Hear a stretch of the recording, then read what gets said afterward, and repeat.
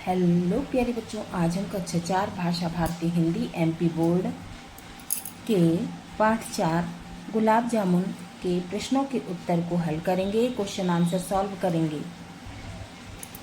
अभ्यास बोध प्रश्न।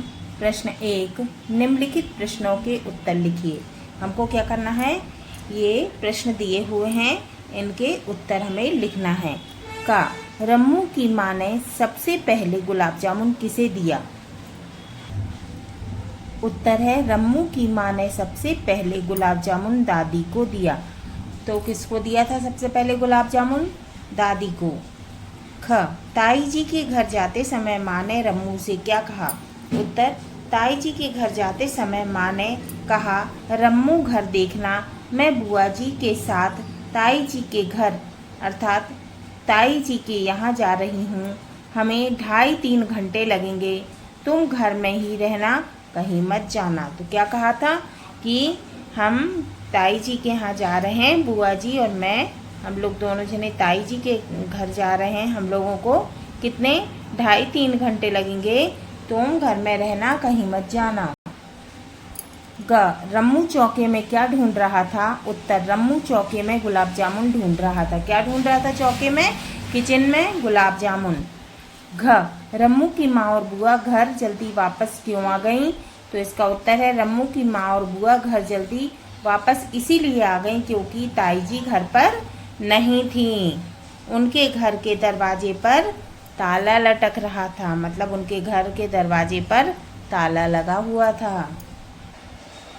इंगा रम्मू के मन में पश्चाताप क्यों था? उत्तर रम्मू के मन में पश्चाताप इसीलिए था क्योंकि उसकी चोरी पकड़ी गई थी। अब है प्रश्न नंबर 2, कोष्टक में दिए गए शब्दों में से सही शब्द छांटकर खाली स्थान भरिए। तो हमको ये कोष्टक दिए हुए हैं, है ना?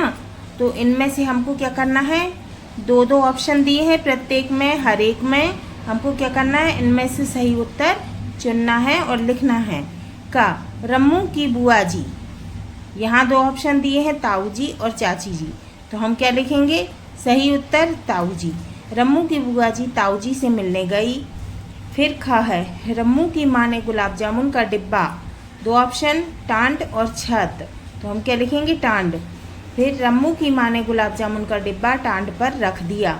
ग बुआ जी और माँ ना आती तो रम्मू को 2-3, है ना? सही उत्तर है 3। बुआ जी और माँ ना आती तो रम्मू को 3 डिब्बे और खोलने पड़ते। घ 2 गुलाब जामुन पाकर भी रम्मू के मन में संकोच था, है ना? 2 ऑप्शन है, हर्ष और संकोच। तो हम क्या सही ऑप्शन भरेंगे? संकोच। 2 गुलाब जामुन पाकर भी रम्मू के मन में संकोच था। अब है प्रश्न नंबर 3, उदाहरण के अनुसार नीचे दी गई तालिका को पूरा कीजिए। डिब्बों का क्रम, वस्तु का नाम, रम्मू को क्या हुआ, है ना? पहला क्रम है और वस्तु का नाम है मिर्ची की बुकनी, माने मिर्ची का पाउडर। और रम्मू को क्या हुआ था? धांस लगने लगी थी और छींके आने लगी थी। फिर दूसरा है क्रम, वस्तु का नाम है मैदा, हाथ मैदा से सन गया। तीसरा है चीनी, उसे बड़ा गुस्सा आया। किसे? रम्मू को, है ना? तो किसे गुस्सा आया? रम्मू को। रम्मू को बड़ा गुस्सा आया। चौथा मूंग की दाल, रम्मू बहुत परेशान होने लगा। फिर 5वां हल्दी की गांठ, रम्मू खींच कर रह गया। फिर 7वां सरसों का तेल, तेल में हाथ भीग गया। फिर है भाषा अध्ययन।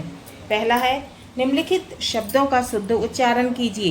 का हट्टा, कट्टा, पट्टा, खट्टा, ठट्ठा और गट्टा। हाँ में कोई मात्रा नहीं है, खाली है हा। टा में हलंत लगा है तो क्या समझेंगे? आधा, है ना? आधा होता है हलंत वाला। हट और टा में आ की मात्रा हट्टा। ऐसे ही क ट टा में हलंत लगा है और टा में आ की मात्रा कट्टा।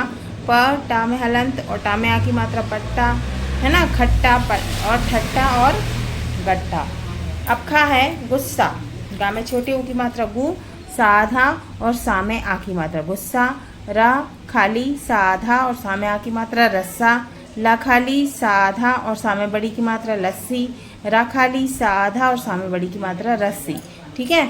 ऐसे ही गा धक्का, कच्चा, सच्चा, फिर है छक्का, चम्मच, रम्मू, है ना। ध खाली धा का आधा, का में आगे मात्रा धक्का, ऐसे ही। ठीक है। घ डिब्बा, 90 और मुरब्बा, डा में छोटी की मात्रा डी, बा आधा बा और बा में आ की मात्रा डिब्बा, न खाली ना, बा आधा बा में ए की मात्रा बे, 90 और मुरब्बा। ठीक है। अब है प्रश्न नंबर 2, भाषा अध्ययन का प्रश्न नंबर 2, निम्नलिखित वाक्यों में से विशेषण शब्द छांटकर लिखिए। ठीक है। का है दुकानदार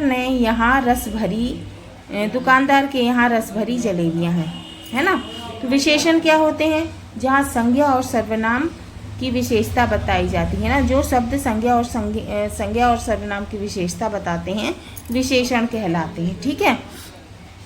तो का है दुकानदार के यहाँ रस भरी जलेबियाँ हैं। तो यहाँ जलेबियाँ कैसी हैं? रस से भरी हुई हैं, रस भरी हैं, है ना। तो जलेबियों की क्या विशेषता है कि वो रस से भरी हैं, तो विशेषण क्या होगा? रस भरी, है ना। तो हम लिखेंगे रस भरी। फिर ख मीठा पान अच्छा लगता है।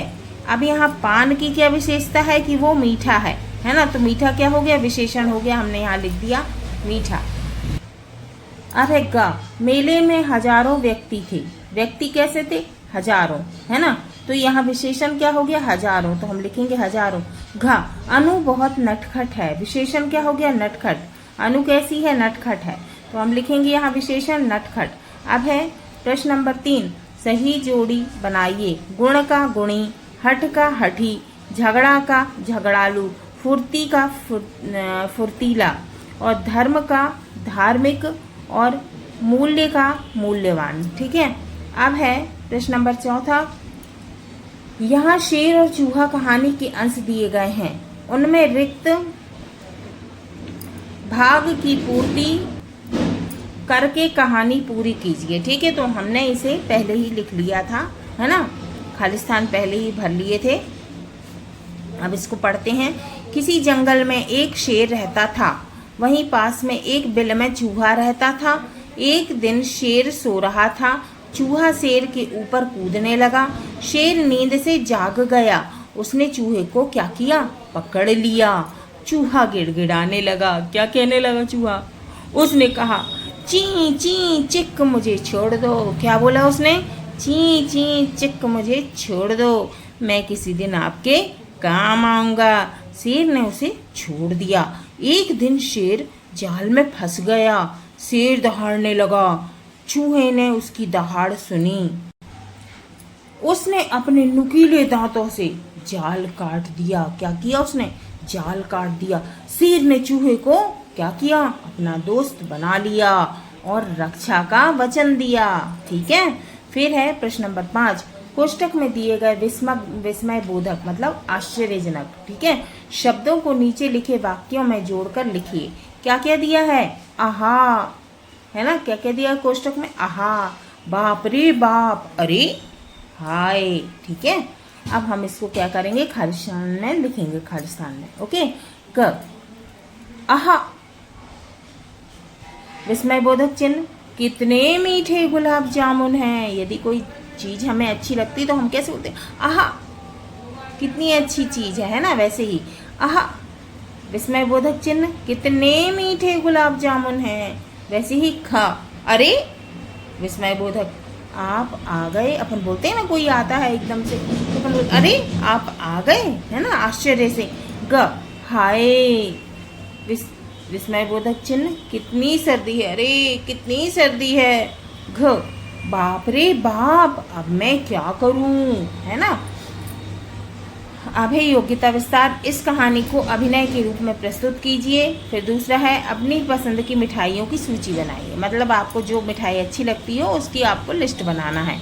अब है सुविचार, जैसा खाए अन्न वैसा होवे मन।